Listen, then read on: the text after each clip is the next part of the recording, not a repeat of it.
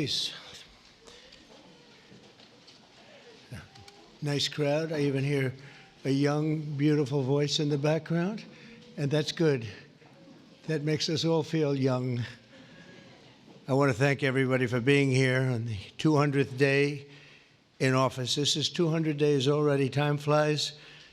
But we have a country that's the hottest country right now anywhere in the world. A year ago, it was in a lot of trouble. It's the hottest country, and a lot of the people in this room made it that way. Perhaps the most successful and consequential first 200 days, they say, of an administration in history. So let's hope they keep saying it. There they are right there. I hope they keep saying it. But even more importantly, this is also National Purple Heart Day, and we're here to honor and celebrate the unyielding patriotism and grit and devotion to America's Purple Heart veterans is great emotion and great love. The Purple Heart dates back to August 7th, 1782. That's a long time, when General George Washington awarded a heart-shaped purple cloth to 3 soldiers for outstanding gallantry and service in battle.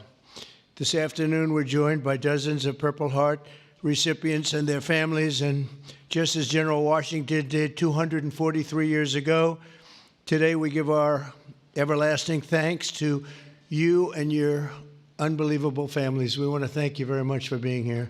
It's my great honor.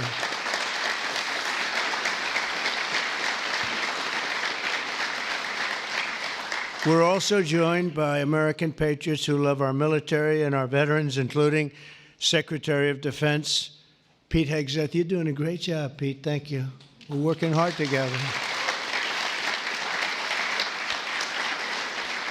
Secretary of Veterans Affairs with 92% approval rating, I hear. That's a record. Doug Collins. Thank you very much, Doug. The Director of National Intelligence, Tulsi Gabbard. She's got a lot of interesting things happening in the last 2 months. A lot of interest. Keep it coming, Tulsi. Keep it coming. Chairman of the Joint Chiefs of Staff, General Dan Kane, my friend, who I knew a long time ago. He got rid of ISIS in record time. They said it was going to take 4 to 5 years. He did it in 4 weeks. That's when I said, if I get into this again, I'm going to make him the chairman of the Joint Chiefs, and that's what happened.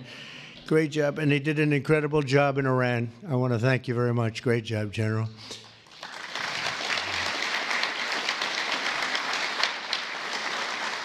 Deputy Secretary of Energy and Purple Heart recipient, James Danley. James, thank you very much, James. Great job.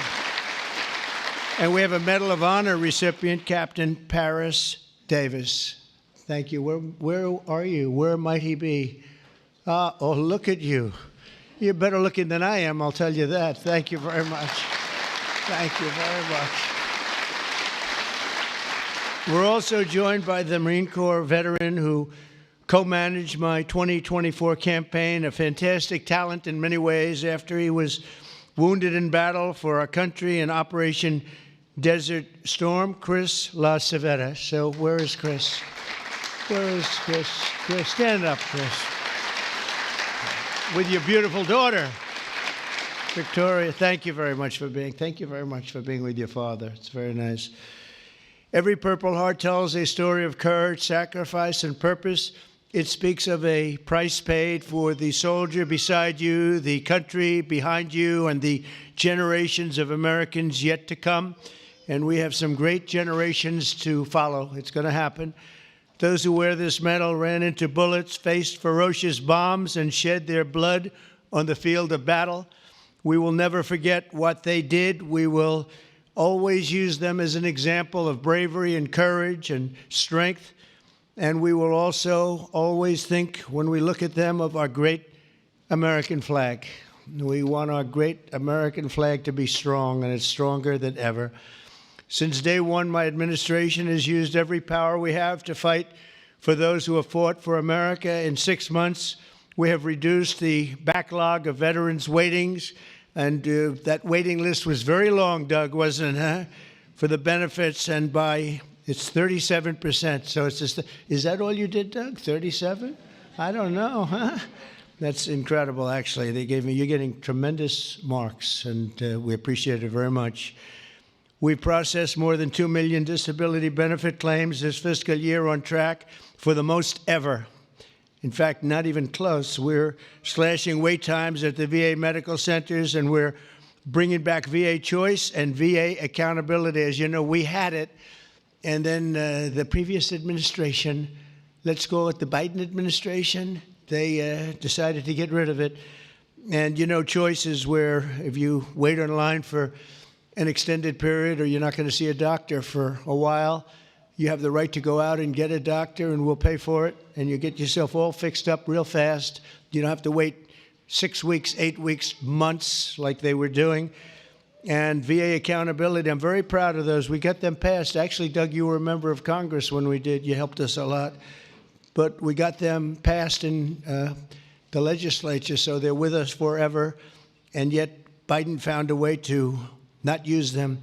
But VA accountability, that's when we have bad people in the Veterans Association that were taking advantage of people, hurting people, and they weren't in prime time. In prime time, they wouldn't have touched them, but they weren't quite in prime time, and they were doing bad things. They were sadists, they were thieves, and some bad people. We had 9,000 of them. We fired every one of them, and it was a great thing. And then he put some of those people back. I don't know why they did that, but they did it. But we got them out again, I think, Doug, right? So it's good. So we had VA choice, VA accountability, something we're very proud of. I'm also working to keep my promise to end veterans' homelessness in America. In May, I signed an executive order to open the National Center for Warrior Independence in Los Angeles, California, which will house up to 6,000 homeless vets. It's going to be beautiful.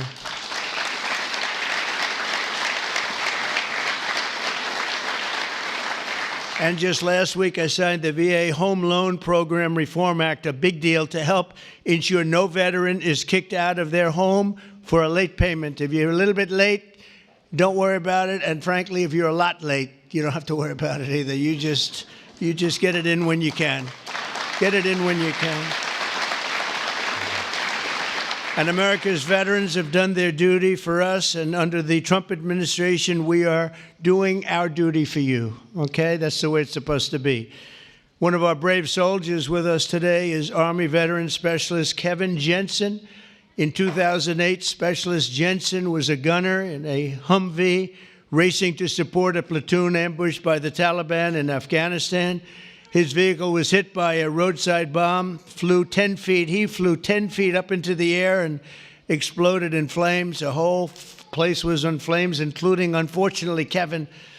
But he suffered deep third-degree burns, and all over his body he was in trouble, big trouble. Despite the agony, he selflessly ran to the aid of his platoon leader, who was engulfed, or just absolutely, everyone thought he was gone. He was engulfed in fire. "Sir, I've got you. I've got you, sir," Kevin shouted and pulled his friend to safety. Specialist Jensen earned the Purple Heart, and he's here today with the platoon leader whose life he saved and our newly sworn-in VA Undersecretary for Medical Affairs, Captain Sam Brown. Kevin and Sam, please stand, and I know Sam very well. Sam is great.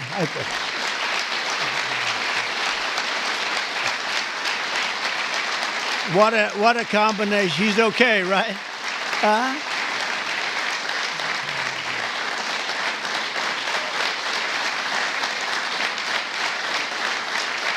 Great, Sam. Look good. Thank you very much. You did a great thing, because I got to know him and his really beautiful wife. You know, you're not allowed to say beautiful anymore. It's political suicide, they say. But I'll say it anyway. And the most beautiful family you've ever seen. And I just want to thank you for having done, and you for your great bravery. It's really great. Thank you both for being here. Appreciate it. Thank you. Also with us is 24-year Army veteran Brian Wulette. In 2010, Staff Sergeant Wulette was conducting a resupply mission in Afghanistan when his vehicle was struck by a roadside bomb. You know who did the roadside bomb, right? Salamani. Where is he? Where is he? Where is Salamani? He did. He was the father of the roadside bomb. They say 92% of the people who got either killed or badly hurt, it was Salamani. He was the one that did it more than anybody else by far. Leaving this person very seriously injured. 7 months later, Brian's teenage son, Private Kevin Wulette, who was also deployed to Afghanistan, was standing guard when insurgent forces attacked with heavy fire. The grenade knocked him out and knocked him right to the ground. He was in big trouble, but Kevin rose to his feet and successfully repulsed the attack on his camp, earning both the Purple Heart and Bronze Star for valor. And I'd like to ask Brian and Kevin to please stand wherever you may be. Hi. How are you? How are you? Good job. Good job. Two great people. I would say these are different types, right? These are different types, right? But same blood. That's all we care. It's very good. You both look great. Thank you both very much. Appreciate it. We're also joined by Marine Corps veteran Staff Sergeant Thomas Mateo, wounded 6 times during 2 tours in Vietnam. At the end of his first tour, shrapnel sliced open his abdomen, and he was left bleeding, and they thought he was gone. He was on the jungle floor for a long period of time, but he recovered and chose to go back and fight. Thomas later continued to protect our citizens as police chief of Hialeah Gardens and Inverness. That's 2 good places. We love those places. We love Florida. Every time I ran there, I won, so I got to love it, right? Set records. We have the all-time record, Thomas, and he was one of the very rare 6-time recipients of the Purple Heart. Boy, you got hit. Where's Thomas? 6 times. You got to be kidding. That's pretty tough stuff. And look at you. You look fantastic. So did it have any negative impact on you, would you say, now that you're recovered, fully recovered, would you say? Do you get any extra aches and pains or anything? 2 prosthetic knees, sir. That's it. That's called an ache and a pain. That's right. I know. I have the whole list. It's amazing, and you look great. Thank you very much. That's some list. Thank you. It's amazing. Amazing. Last year, after an assassin tried to take my life in Butler, Pennsylvania, Thomas generously mailed me one of his Purple Hearts. Many of the other veterans showed me the same unbelievable gesture of kindness, including 3-time Purple Heart recipient John Ford and Gerald Enter Jr., who also came along with us and did us a great, great favor. Gerald, John, and Thomas, I want to thank you very much. What a great honor to get those Purple Hearts. I guess in a certain way it wasn't that easy for me either when you think of it, but you went through a lot more than I did, and I appreciate it all very much. Thank you. Thank you. Where are you? Stand up, please. Please. Thank you very much. Thank you very much. Thank you. Thank you. Great. That was someday. That was someday we had together, though, huh? That was someday we had together. Thank you both very much. Thank you all. From the very beginning, our nation's fate has depended on heroes like those in the room who placed their bodies between the enemy fire and really that fire and the American freedom that we all love so much. Because of their sacrifice today, our flag is still waving proudly, and our freedom is still safe and secure, and our future is looking brighter and greater than ever. Our country is doing really well. We're very proud of our country. We had that mission. I watched those B-2 bombers with those pilots. We had them in the Oval Office celebrating their incredible bravery and talent, pure talent. Every single bomb hit its mark perfectly. And then we had Tomahawks coming in, 30 of them coming in from submarines that were 300 miles away. They all hit their mark, too. Look at this smile on you. You think that's your boy. Look at his smile.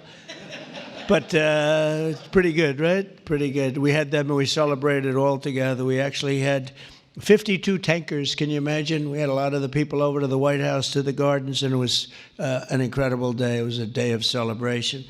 They've been looking to do that for 22 years. One of the pilots came up and said to me, we've been waiting for 22 years, my predecessors, because he was a young guy, but he said, we've been practicing this 3 times a year for 22 years. Who knew that, Pete?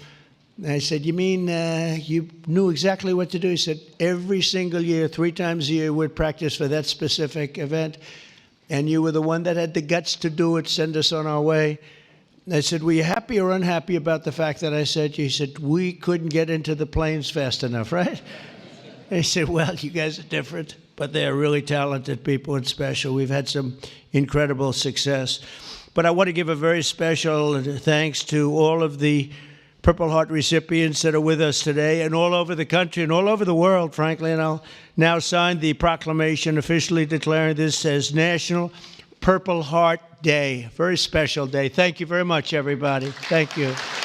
Thank you.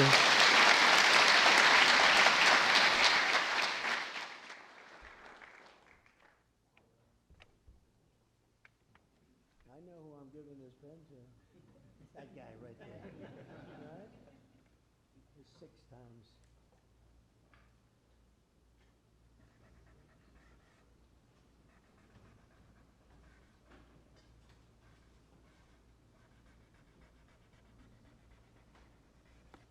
And that is not done by an auto pen.